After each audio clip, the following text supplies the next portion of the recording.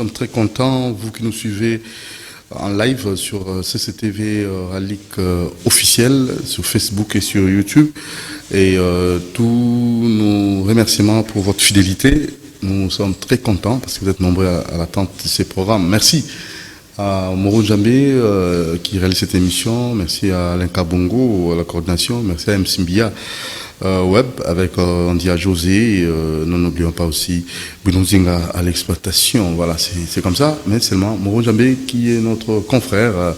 Il est éprouvé. Il venait de perdre sa petite sœur depuis Brazzaville, donc Monique Njambé, qui ne plie. Nous présentons nos sincères condoléances à notre confrère.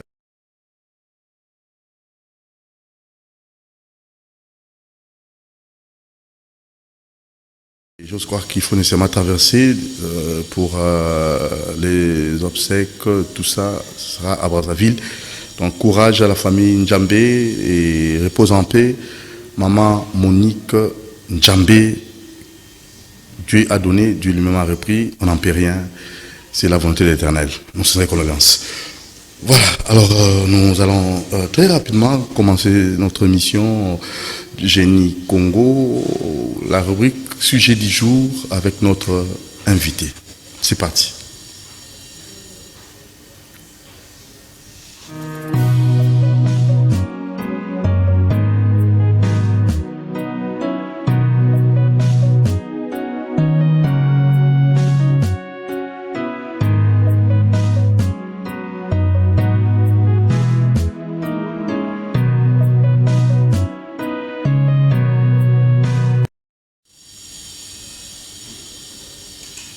Voilà, nous revenons avec notre sujet, parce qu'on n'a pas encore fini, hein, donc on a notre invité permanent, donc il sera avec nous comme expert en la matière, monsieur Fanfan Défi, président Mouvement Citoyen des Sans Enfants, mais Awato Yambié, local expert, dans la Cambo Italie, infrastructure et développement, Tobanda qui m'a infrastructure, et les lots au Kobanango, d'abord on appelle sur Mbote Mingi, monsieur Fanfan Défi. Bazolando na Facebook en live, Bazolando na YouTube en live. C'est bien parce que la monnaie vous améliorez de plus en plus. Très bien. Félicitations parce que merci beaucoup. Dynamisme, voilà, et vous à la page. Très bien. Voilà, merci. Donc, soyez un peu. Voilà, ça c'est bien. Alors, monsieur Défi, Fanfan, très rapidement, Ordre national des architectes, et notamment en avant de côté na sujet nabiso. Autobanda qui déjà makambo etali infrastructure bato mingi basenga ki penza dodo pese tango mingi te lelo pena to pese tango poto ko mapena te na suka ya makambo etali infrastructure, voilà. Mais ordre national des architectes est amandé. En tout cas na ordre national des architectes tout ça qui ba élection les gars qui très bien moto a gagné qui ezalaki les confrères Fiyou Ndondoboni na équipe na e ba gagné qui Moutou Azalaï ko dirigeait avant, c'était Brunel Guibalele Kikananga. Azaki président élité, il était un président de fait. C'est-à-dire que fallait amener équipe à transition. C'est le travail qu'il a fait pour qu'on installe organe pendant cette transition. Malheureusement, organe peut essayer maki nangote. Amemaki biso kakate na suka na ba élection. To comme na ba élection M. Brunel a perdu parce que ce qu'il faut dire, Ezaki quand même vote mon sanction parce que tu vas aller d'accord na nenge na ya ko gérer biso. Et puis andimaki sportivement, si andimaki ba vidéo ezali o andimaki que na poli et que na repasser relais na moninga na ngai soit na ba conseil à tout na ngai. Et puis na kati to na ba règlement na biso intérieur. Règlement intérieur et lobini. Déjà avant élection le président de l'ordre en fonction est réputé démissionnaire. Et Moutarobanda gérer ma commission électorale.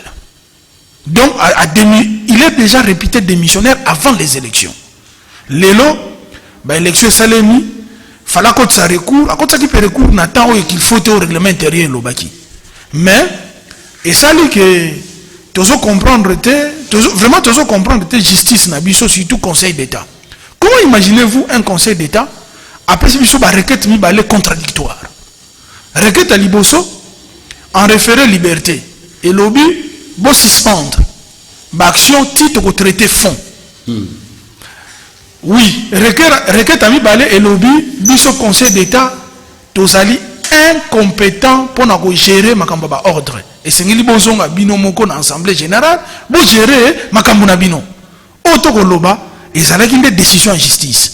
D'ailleurs le vendredi ba attaquer référé liberté wana parce que c'est attaquable. Lelo audience est en appel. Na niveau ya conseil d'état. Parce que nous sommes toujours un président du conseil d'état. Le président Vundouawe. Parce que le conseil d'état est une juridiction il y a prestige. Mais tout le monde, moi, crédibilité, comme ça l'a entamé. Et pourtant, il peut s'être espoir. Dans la réforme judiciaire. Pour tout ça là, dans le tribunal administratif, on peut permettre de tambola. Mais malheureusement, apparemment, le tribunal a apporté ce problème. Parce que comment voulez-vous le même requête traduit dans un juge différent et puis ça peut solution différente. Il y a un moni, l'architecte belé batelemi. Dernièrement, il fallait tous en assemblée générale nabiso pour que traiter le conseil d'état à Sengaki que tout traité le Cambo en famille à l'interne pour tout là parce que on va hors de traitement en famille. Mais na moi stratégie batwana mususu ba kei bazuma mukanda bu la police et pour ça la que biso tout régler le problème soit en famille. Biso to rebelle la même dans la police. To yebi bato mo konja to kamba police asali muto ya buania le général Kasumbu. Asali muto mayele asali intellectuel. Vilo ceux qui ordre les alliés ils alli po asusala musala na e. Asunga pe biso. Pona oya biso ezala makambu ya pas cité. Parce que ordre d'architecte ezali ko apporter solution belé pour le développement ya mboka. Makambu mususu akwa kolanda tatika biso tout gérer problème na biso en interne. Déjà conseil d'état na requête en référé suspension à lobby bon gérer problème wana bino moko. Donc tout gérer problème na biso en interne. Kananga azo ndimate andima ki papa mais sikoyo azo utiliser justice pour s'imposer. Alinga tikala libéra. Alinga tikala na ye sans élection. Et pourtant réalité ça ba vidéo élection azalaki pardon na élection y pas azalaki andimi ba vidéo ezali andimi nous l'avons même salué papa mukolone zaki mukolo esengo mukolo élection oh ben ba loba après l'élection c'était la joie na ye moko na kati to betelie maboko batu nyonso balobi te ezalaka boye alobi azala conseiller azala conseiller muninga na efindo no modi mais makambo to komona théâtre tozomona ezolekela biso na ebité so eza yene azali ko pousser bato ba kenda ko te mais apporter qui plainte eza yene apporter plainte mais oui eza yene na plainte comment bon ye andimi alobi ba élection ezaki na ba irrégularité na niveau ya ba procuration mususu ezaki frauduleux papa preuve ezali papa toza na kati ya sala procuration ezaka apporter na mutu moko naza na nga juge te na koloba te likambo eza na niveau ya justice na niveau akende na cour matete bapesaki pe raison te parce que tout le monde te tika bapeseli raison totika maintenant conseil d'état alobi boyi to gérer likambo wana en interne totika ko gérer yango na niveau ya justice. C'est ça le conseil, il y a conseil d'état en référé suspension. Référé suspension, il y a net pour suspendre makambo. Mais l'obité, tout ça compétenté. Bon gérer les cambouana en interne. Parce que les ordres professionnels, ils ont makambo tali bisouté. Wana, ils ont une décision. Il y a makasi. Pourquoi on ne peut pas gérer ces problèmes à l'interne? Pourquoi il y a une justice. Et ça bien été. Ce qu'on a raison. Tout ça, ba recours to organiser tout ça la ne fisque une assemblée générale tout vendre biso nyonso total la soki yo oza d'accord te que ono eloko boye salema ki bien te to vendre total la nana ngo vota ki 2 ou 3 fois parce que zate mais bien on va balingi te to yebi ba intention za sima to lobi to dialoguer balingi dialogue te to lobi te tout ça batou peut-être koto yo mabe ezali pourquoi pas to yo ko vendre ensemble biso nous to laver ba linge sale na biso en famille. Tobeni bakulutu mususu baboyi koyamba baboyi yango yo za kulutu bino bolingi ke problème yali Pourquoi on ne peut pas lâcher le linge, c'est la famille? C'est-à-dire où vous avez un intérêt, parce que ce que vous voulez, qui est quota, tout vanda, tout résout des problèmes en interne. Ce qui vous êtes d'accord avec la procuration, tout le monde a sur la procuration, baloba, ce qui batinda qui ou pas. Voilà un peu, et là, autour au Senga, tout ça, c'est un architecte Nyonso. Ça ne sert à rien. Ça ne sert à rien. Son temps, monsieur Kananga Joseph Kibale. Tout ça, azonga na bomoto totika makambo wana ba justice ya bien tout ça le dialogue en interne. Dialogue en interne est important. C'est ce que même le Conseil d'État nous a recommandé. Parce que en interne ba mikolo bazali. Parce que biso ton préséance. Brunel Kibale azali pendant loko la préséance à mikolo. On se comprendre. Le confrère Brunel ngana azali biso tozali na sima. Bango bazali mikolo likolo na yepe mikolo bazali. Et c'est ngeli to vanda en interne. Total ma bezali wapi to sangana to lobelela biso moko na kati nde conseil pe l'état pesi biso to ngai personnellement na bengi mikolo mususu mais na moni balingi dialogue te balingi ka mbutu nazo bisa mbutu koti na ordre balingi ka mbutu ba mikolo bazo ba yebi bazo na sika bazali ya mboka na biso balingi dialogue te et pourtant chemin ya malamu eza dialogue à moins que vous en avez intérêt mususu. On a essayé. Le président Fiou est prêt. En tout cas, dans Solola Guinaye, au monde qui a un dialogue, il y a Kimia. Tout Solola, pour tout Yokana, ce qu'on a un problème. Fiou Ndondoboni. Tout Solola, tout Yabamabe Zaliwap. Mais quand on a une unité, et nous Rolobani, c'est que vous avez un dialogue, c'est qu'on a sûr que Mouni n'a pas gagné. Parce que si on a sûr qu'on gagne qui on gagne qui n'a et que l'irrégularité des alliés, on peut penser dialogue. Justice et qu'on sunga bisoté. Et qu'on met la bisoka à Kao, et qu'on met la bisoka bitumba. Et qu'on a la bien parce que tu peux marcher, tu peux permettre de vous battre. Tu as souka, tu peux permettre de vous battre. Ba konzesika bazali ba sunga biso. Ordre national des architectes, ezali institution ya mboka. Batika biso to ko ya na libulu te. Batika ko kote la batu. Bakondi mususu mona azokotela mututele mususu wana azokotela boete basenga biso to solo la entre biso parce que bato libanda bamemela biso kaka kokabwana. Voilà un peu mbela na biso ezali bongo to ko belela na ba confrère nyonso to beleli pe confrère Brunel azonga aya to solo la ndako soka za na raison abrandir biso raison na ye soka za na raison akozwa raison na ye. Parce que nous avons la lésée. Voilà un peu. Et on te sait, nous n'avons pas conduit, pas tika kokabola biso. Tu sais, nous n'avons pas conduit, pas tika kokabola biso, pas tika biso, tu gérer ordre na biso. En confraternité, même tout ça là. Voilà. Merci beaucoup, Mon Djambé, Sunga Biso. N'a pas dit qu'on a première partie. Merci. Et là, le sujet du jour, là, moi, inquiétude. Pour l'élection, il y a un ordre national des architectes, M. Brunel Joseph Kananga, qui valablement en fait remplacé par M. Fiou Ndoloboni, mais Namoni a lobby irrégularité dans l'élection, qui saisir le Conseil d'État. Mais pourtant, nous sommes un ordre, bisous Tozali Fédération et entreprise. Nous sommes un ordre de métier. Les problèmes doivent être réglés en interne. Et c'est ça que le Conseil d'État a sengi bisous. Tovanda tokutana entre biso ba mikolo bazali toki kovanda totala mabeza wapi. Voilà, to comment un point aux acquis très capital on a que mega ça un petit rappel pour to comment na point ya koeba financement makoki ko uta wapi nanga ko avant to kotana makoki au sala bato moi petit rappel mon moké pour to kotana o Italie makoki financement ko uta wapi. Bon lelo eza mukolo to lobelaka ba infrastructure.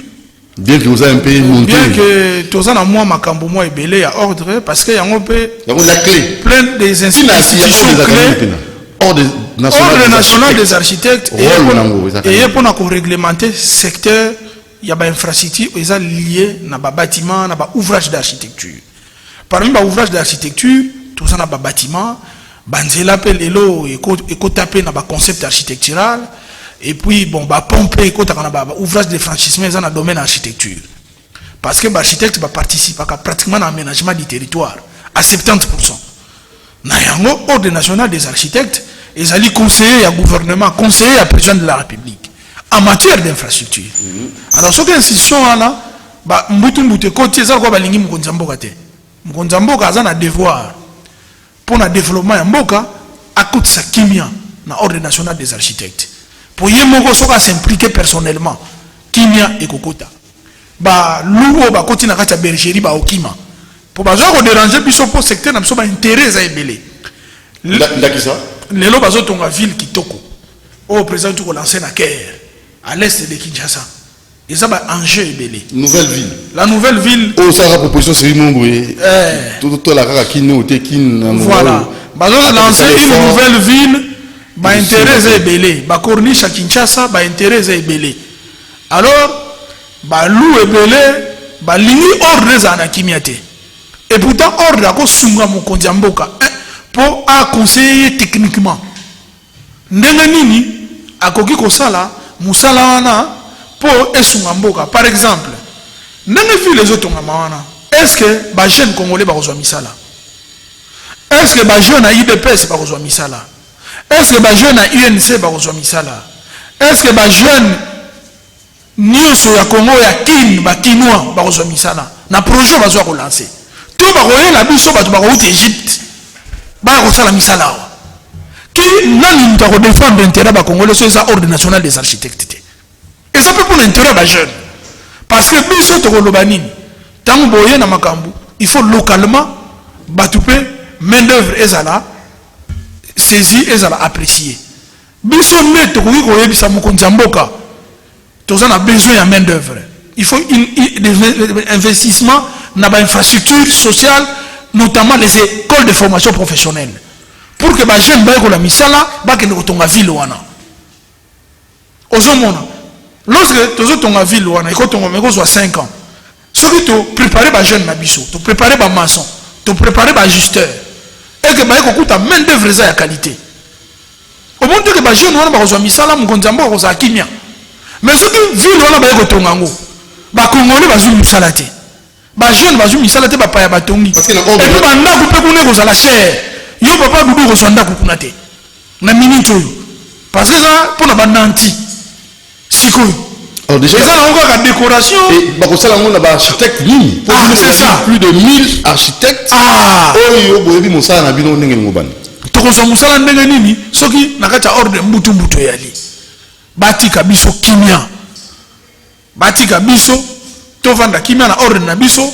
Muto biso ba architecte toponia komba biso po biso toyebi na ndaku ki batalibanda ba ko imposer biso mutu te ba yebi batanda kute toyebi esika itangaka tango si toponi no bino boponi nani monsieur te papa mutu apona maki eza fiyu ndondoboni yende mutu apona na ki la majorité wana nyonso e mbilinga menani Binel Joseph quand même asala ki mo mosala oui mais asala ki mosala na tangu na ye atikela muninga pe asala soka moni kaza d'accord te tobenga ba bikolo tovanda totala esika ni naza lésé parce que kokende na ba conseil d'état kosala ba blocage wana eza ba manœuvre tolobi bo bino bolingi manœuvre wana bolobi ke bwana raison kulutu boya to solola na bengaki kulutu ba kulutu tobengi baboyi bakimi pour la c'est-à-dire que bazana ba intention mabe biso ba leki tobengi bino ba kulutu. Est-ce que tu es consolé là pour na bonité mais loko bino bolingi to kendika na justice na bakurutu bakurutu misusu to kotanga kombo to eza TV so bo solo na nani te lisolo et ali tende ba liga la justice ba bo lisolo pour moi tozala ki de l'autre côté vous avez le président qui était non ngai kosolo na oso na ngai côté kuna bo otuna mutu mutaso kima bo osani on comprend que l'intention est mabe. Parce que Moutou a gagné, oui bien, la main sur le cœur, Moutou a gagné, tout ça, il s'en va intellectuel, tout ça, il s'en va à vanité piété. Il y a un intellectuel, le roi Bissou, élection peut s'y Moutou, tu peux pas tricher, puis tu vas s'y gâter. Tu vas le battre quand minute, tu vas le marambosa mabe. Il y a un peu aussi le discours au lobby, au féliciter Mouninga, au lobby pour qu'on la conseille, parce que, on a autre chose. Mais après on va le cassus. Non, papa. Et Maramba Boy Zalaka. Tout suma ordre na biso kende to bengi bakonzi mboka bakota makambo. Parce que ordre eza pour la république, eza pour na ba individuité. Soki to limite suma pays et sengeli kimia ekota na ordre national des architectes pour moi boani to lobakawa parce que tout ça na kata ordre tout ça qui formé pour tout suma mboka. Maintenant que ba pesi biso institution na biso. Oh eza que soki to moni mabe to komona mukonzi mboka to ba boyete. Ville qui toque les autres, on faut pas jeune congolais pas en moussala. Tu reconnais na bateau yo pour bango bateau de sa poche na bango non. Tu lui mouton ça na souci à peuple congolais. Mouton ça na souci à peuple parce que peuple congolais ba jeune besoin landa biso. Ordre national les apona bino. Pour ville qui toque on faut biso tout élément. Pour bino besoin misala kuna. Bateau ba komona clair pour les abiso. Et ça ba politique té. Politique ya za na mandat na ya ça eloko mbangu mbangu. Mais biso to ko recadrer. Tout ça, là, tout ça, la mission. Oui, et ça, bien, mon condi, il y a un bon cas qui signe d'accord. Mais pour le peuple se retrouver, face à la moussala. Mais, et ça, l'unité, le peuple, on a toujours un peu conformé. Tant on veut que tout ça peut bien. Dans ce cas-là, on a la santé de façon professionnelle. Avec une formation de 6 mois, on va former la jeune. On va préparer pour la moussala ville qui tombe. Oui, tu connais ces villes. Maintenant, les centres de préparation professionnelle pour les jeunes qui sont dans la ville. Un maçon, il peut apprendre. Un mouton aussi attendre na ya ibine kotanga na kokoma. Ako so ande 6 mois de formation. Ako kotombo la brique na ye. 6 mois de formation. Ako ko magistère. Pour projet na e banda, ti mukole ko sala réaliser. Et ko so paye une année. Pour ba étude, ba avant projet, ba projet d'exécution na vendité. Ba accord de financement fait à la ratifier. Bino ba jeune. Il faut tous s'approprier ça. Na ba projet nous jambo ka lancer. Parce que ceux qui s'approprier dans notre to se retrouver. OK. Sujet du jour. Je vous en prie. Yango na monezo tungiso penza. Na tikelio, est-ce tout le gapé sujet du jour. Exactement quand la infrastructure problème et actualité faut to recadrer ba jeune ba s'intéresser à ça. Parce qu'on est un exemple, exactement que oh eloko moko ba sala kité. Ville les autres maman. Nansele. Nansele. Bino siko ba jeune. Beaucoup de masolongo ndenge nini. Ba jeune mukonzi tant président goya ba retourna biso to yito to na ville wana. Salela biso école de formation professionnelle. Pour biso to ko sala misala wana. Ba ko sala centre de formation professionnelle dans 6 mois. Ba ko maîtriser misala na bango. Puis ba ko sala na retardé. C'est là où l'État doit être clairvoyant. C'est là où le gouvernement fait au conseil Moukonzamboka. Parce que Moukonzamboka a makambo ebele. Biso to ba technique, c'est là où ordre est nécessaire pour interpeller. Les lois à sous-traitant ces alliés. Que misala boyeboy il faut pas sous-traiter na banamboka.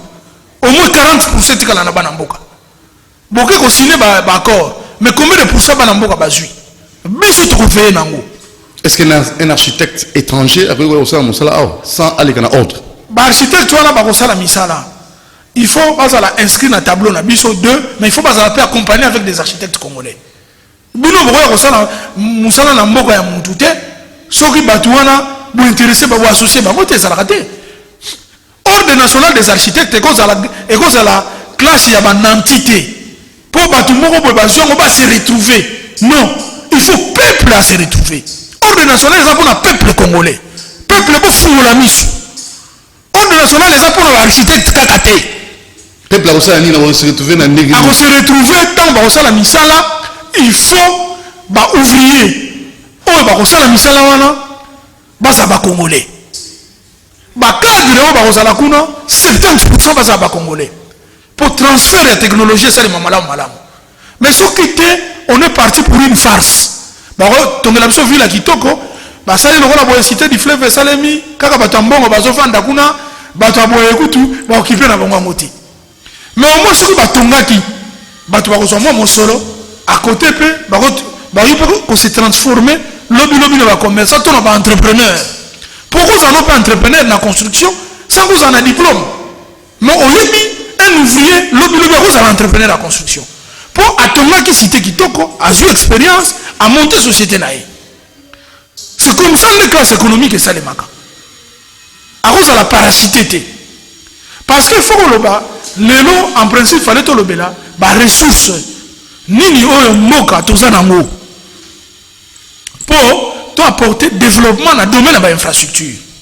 Et parmi les ressources, il y a l'Ordre national des architectes. Parmi les ressources? Ah oui. Dans ce sujet du côté. Dans ce sujet du côté. Facilement. L'Ordre national des architectes est ça parmi les ressources. Mais parce que, un, à sa conseiller, à sa régulateur.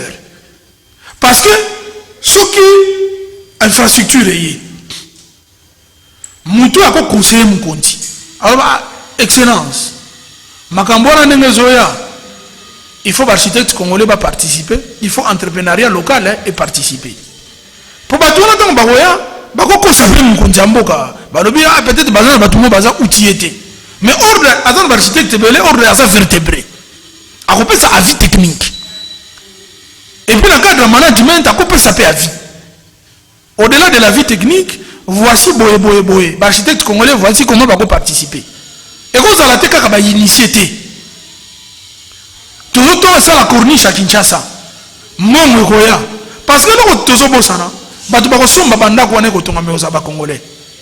Mais la Congolais corniche à Kinshasa, nous sommes habités d'années. Corniche à Kinshasa, c'est le projet parce que ton le long ya fleuve Congo à partir côté à Ngalé Mawa, na ba bede Ngalé Mawa na nyonso te na Kintsuka wana. Ba ko joindre une partie, ba ko peut-être ba ko ça la expropriation donc ba ko somba banda wana nyonso, ba ko buka yango. Ba ko tonga quartier moko ya bananti. Et ko zala na ba lieu à recueillement ba parc banine. Et qu'on permettre peu ba Congolais peut pas en avoir espace bien. Il y a aucun de se distraire. Ba hôtel il y a qui toque ko tonga mawana. Le long il y a fleuve. Le long il y a fleuve Congo. Et ça projet est bien. Mais ba Congolais ba ko tonga yango tout ça la main d'œuvre. Est-ce que tu prépares main d'œuvre? Projet. Au monde. Parce que main d'œuvre c'est ressources. Parce que les ressources objet de l'obéla, ressources c'est ça main d'œuvre. Ressources c'est ali ba organe. Le long dans le domaine infrastructure. Quand Mobutu a se dirigé, parce que Mobutu Kasavu eza bato bazoki mboka bato liboso. Organe batikela liboso. D'abord il y a liboso ba lobi non faut tous en abanzela. Ba belge peut pas na ba organe na bango. Mobutu a créé office de route. Pour nani office de route azali moko ya lisu ya l'état. A dépendant du ministère des infrastructures. Pour la gérer la route nationale nyonso. Pour la gérer la route provinciale d'intérêt provincial prioritaire, na la route provinciale secondaire. Les routes nationales les animi, et ça la route est reliée la province nyonso. La longue Kinshasa, pour la kende Bandundu, to Popo Kabaka, to fona kende Mbujimai. N'a pas route nationale, n'a pas route provinciale. Parce que route nationale, est pour un intérêt national. Et Fungola Kamboka, tout ça, la route nationale numéro 1, et Bandi, Banana Te Sakania. Route Wana, est la première route. Tout ça, la route nationale numéro 2. Tout ça, la route nationale numéro 3, parce que, est la route, est la bêta jonction. N'a pas la route nationale numéro 1. Parce qu'à partir de la route nationale, on peut toquer Bandundu. On appelle ça route nationale. Bandundu, les canité. Donc, bon, ville à Bandundu, les canité, professeur, on a nyonso, et qu'on contourne peut que Sangani. Bah, tracé, Zali. Bah, route, voilà, d'intérêt national. Bah, exact, tout ça, il a fait de 58 km.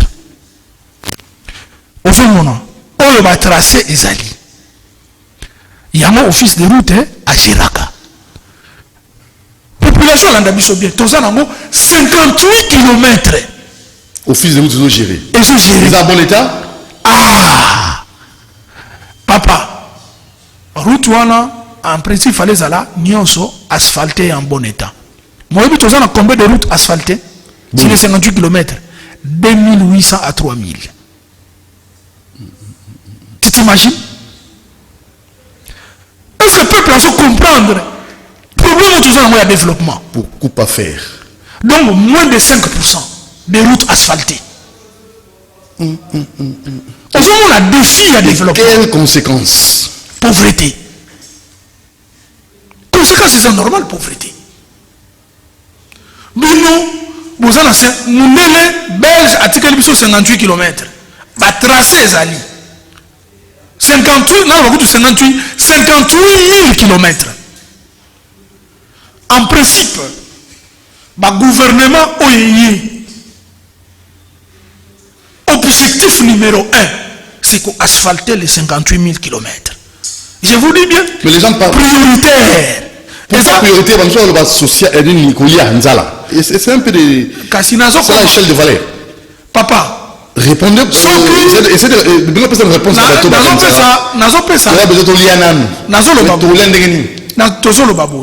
Papa Doudou, nous autres ezali wana ozana motema tolobi bon le cœur c'est le capital neti Kinshasa za motema ya Congo, mais il faut pomper makila partout.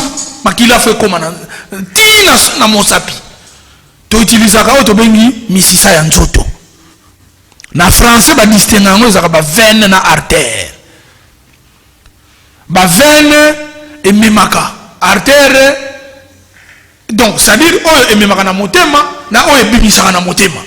Différence c'est ça qu'on a fait na artère, mais nous c'est ça kaka misisa ya nzoto ba bengi ngo misisa na musisa nde mutu même nzete était memaka na musisa nde nzete aliaka ata kisi ekendaka te na nzela misisa kisi ekotaka na misisa etetaka rapidement mutu nyonso ayebi yango so bamoni mutu aza na grave bakobeta ye tonga na mosisa po ekoma rapidement parce que mosisa ezali capital pona avenir to pona fonctionnement ya nzoto. Soki babloke mosisa moko makile ezoleka te mutu asalaka AVC. To ba beto tonga na mosisa ozala sans kisi. Voilà. Vous pouvez pas pamba. Ozo comprendre. Na yango misisa ya mboka eza nzela. Et d'abord ba route d'intérêt national. 58 000 km. Non asphalté. Non asphalté. Pas asphalté kaka 2800 à 3000 km. R mongo balobaka de 3000, R mongo 2800. Statistique pesa stable était. Dans le pire des cas c'est 2800. Moko bato mboka ba jeune bolanda ngai. Tozaka kana 2800. Siko tozo senga tolia tongo midi pourquoi? Bato ba produire na popoka baka po biloko koma Kinshasa ndenge nini? Bato ba produire ba biloko koma ntiasa uti pora matade na Kinshasa po koma na bandundu mukolo nini? Po koma na nioki mukolo nini? Po kende na Kasambondo mukolo nini to na Sakani ya mukolo nini? Mboka mo bato za connecté te. Pourquoi les débats? Pona nini? Mboka eza enclavé. Pourquoi pas na pas focaliser le débat dans le domaine autre? Ah, Génie Congo. Biso yango to ko réveiller peuple. Génie Congo. Soki ba yebisi bino bolia tongo midi pokwa na mboko ezangi banzela ya lokuta. Génie Congo. Et à lokuta yango moni développement na biso moyaka et réalité. C'est là le problème de l'office des routes. Au moni Mobutu basaki clairvoyant, fallait faire l'office des routes. Ça dit basaki bazobate. Basaki mayele. Batiaki régie office des routes a la capacité yemo ya kosala banzela. A la capacité à réhabiliter banzela et puis a la capacité à entretenir banzela. Il suffit tout renforcer, tout pesa bango, ba équipement, tout pesa bango management qu'il faut. Au moment et kosunga président de la République. Le premier moyen. Et même au moins la minute l'office des routes fallait ça levier à commandement ya mokonzi mboka. Nandine. Mais oui, mais à Rosal les banzela. Et puis avec l'office des routes, au Rosal banzela moins cher que par rapport à bailleur de fonds. Pour l'office des routes, à la cartographie banzela, il y a un colo banzela. Pour y a un patrouille à banzela. La route d'intérêt national, 58 000 km. Et d'intérêt prioritaire provincial. Next chose, la bifurcation, l'ouozi, côté l'ouozi. Les routes d'intérêt prioritaire provincial. Ils sont rattachés directement à la nationale. Mais bateau bazan la ruozi, bakasi, basokanjela na poba bimambala mo na route nationale. Les routes lokolo me makalufu. Ta route eza soko sana na nani to na Chikapa. Nzela kama ko me mambala moko te na frontière Angola. Les routes d'intérêt, les routes nationales mais les routes prioritaires provinciales. Parce que les gens là bas affluent ya route nationale. Ndenge za ba affluent na fleuve Congo peut tomber sa fleuve.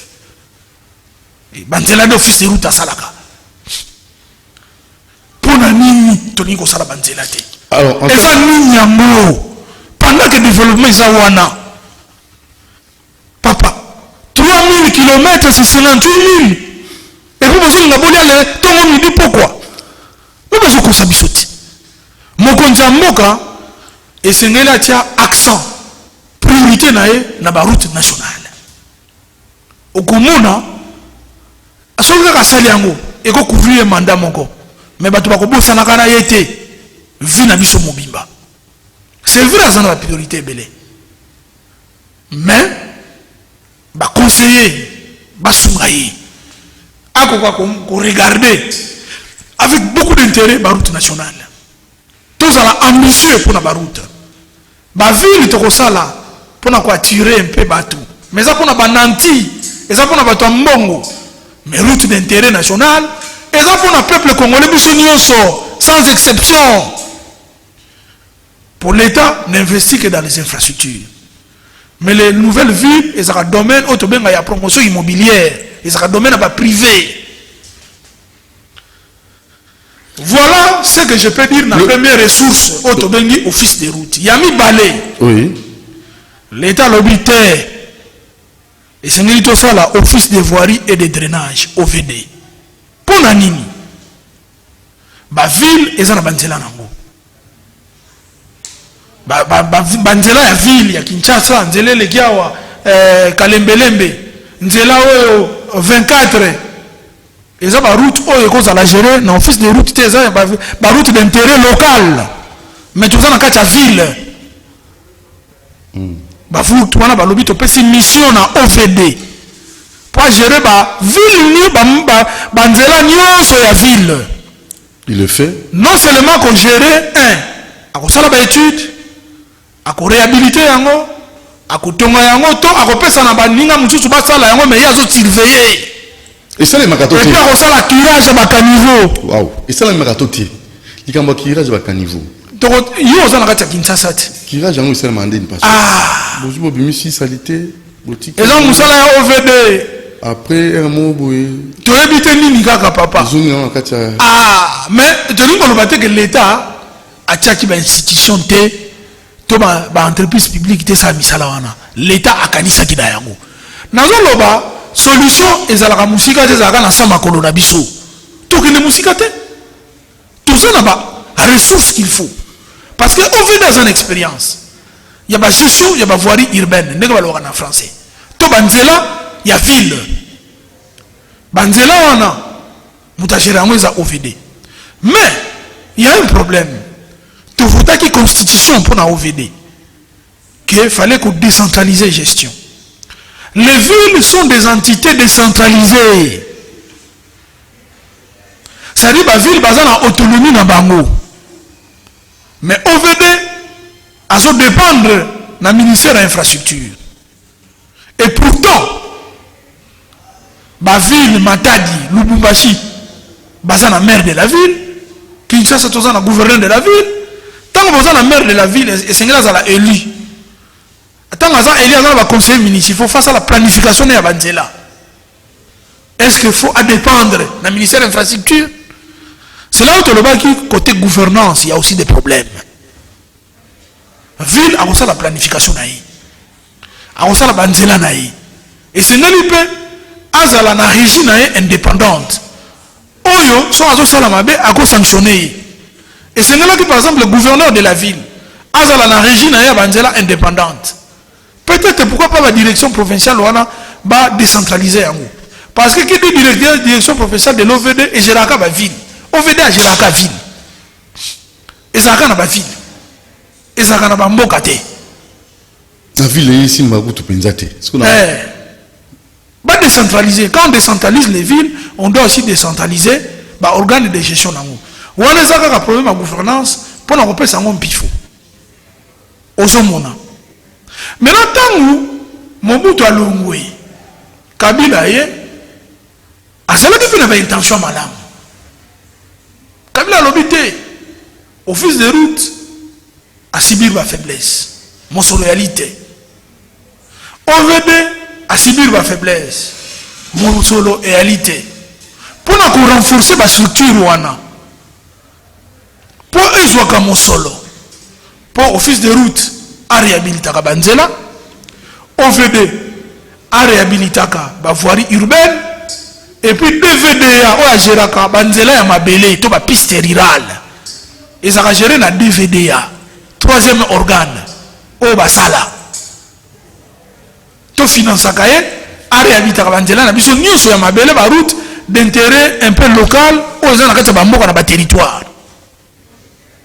Pour avoir mon solo tout ça là, nini. Il faut peuple congolais. Na mon solo na ya pasi à financer Banzela wana. Peuple congolais est baraté que tu bimisa kambongo pour financer Banzela wana. Papa bibi makesika nini?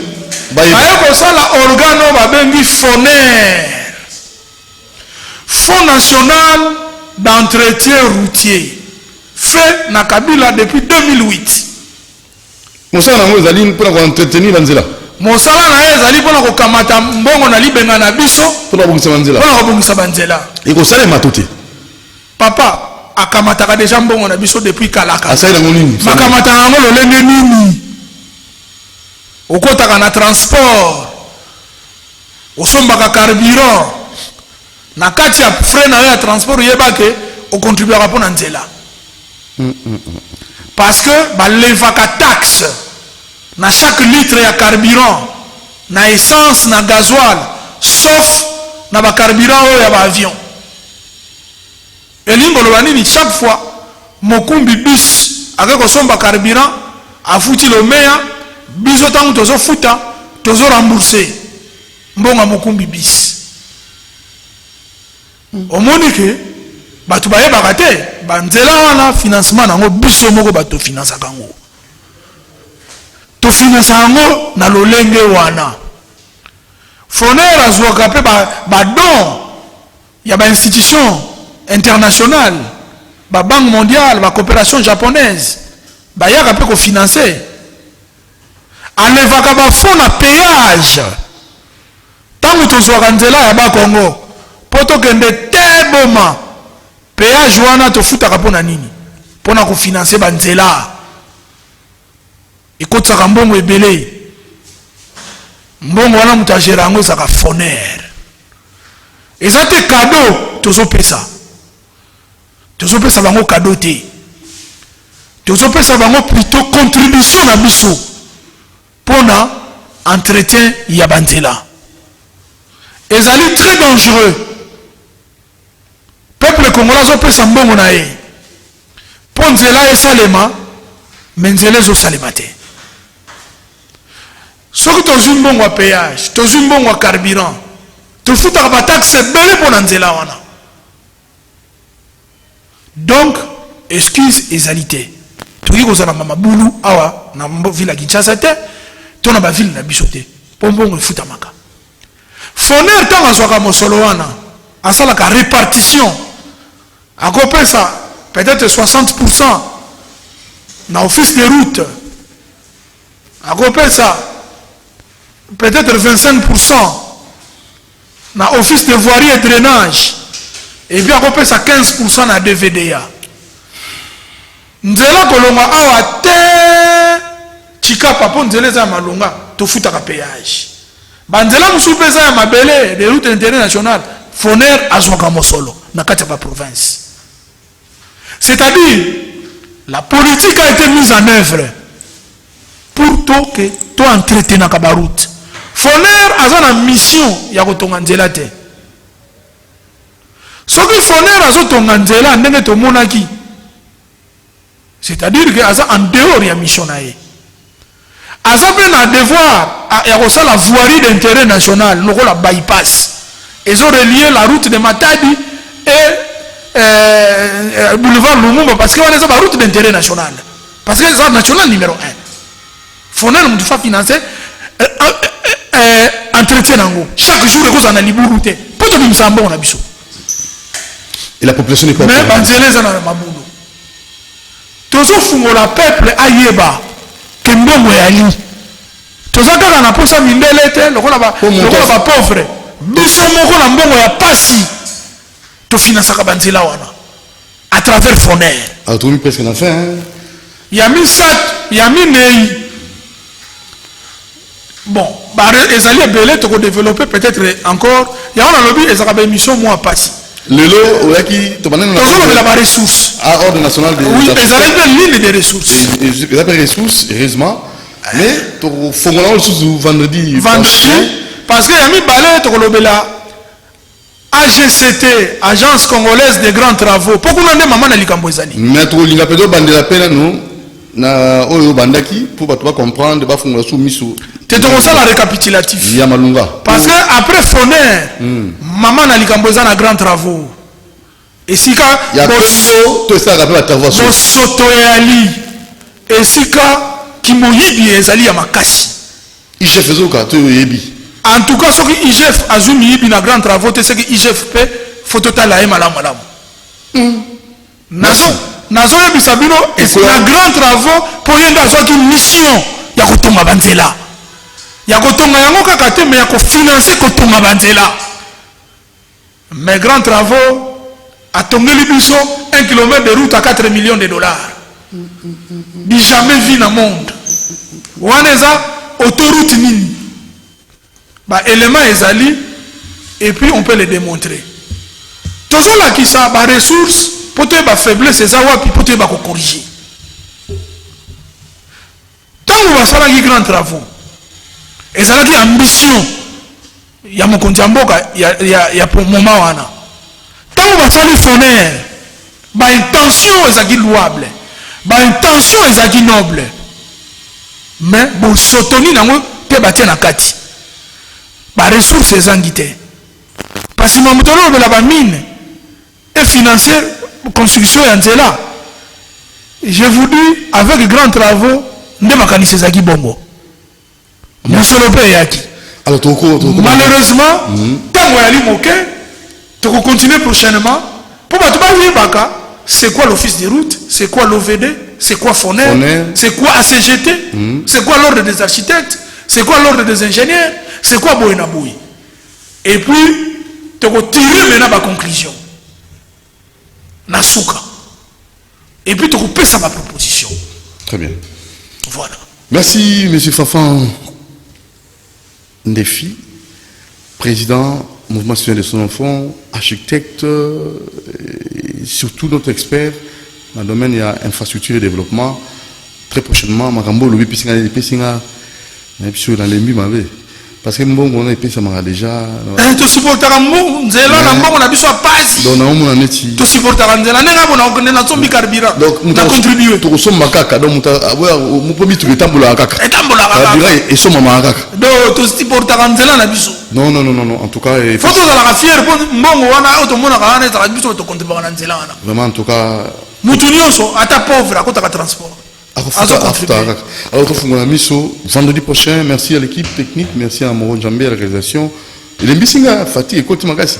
Merci à Alain Kabou à la coordination, merci à MCB à Kunana Web, merci à Ndebo Landibiso en direct na YouTube, na Facebook, na CTV Ralik. Sans compter que si 58 000 km, on a 3 000 km seulement asphalté. Donc 58 km, seulement 5% est Al-Fatih.